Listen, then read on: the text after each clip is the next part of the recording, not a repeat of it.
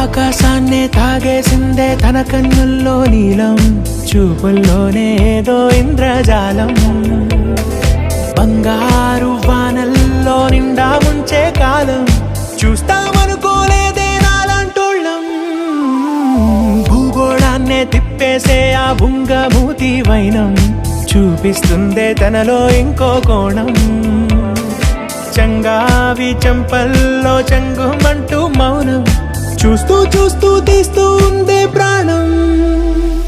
తను చేరిన ప్రతి చోటిలా చాలా చిత్రంగున్నదే.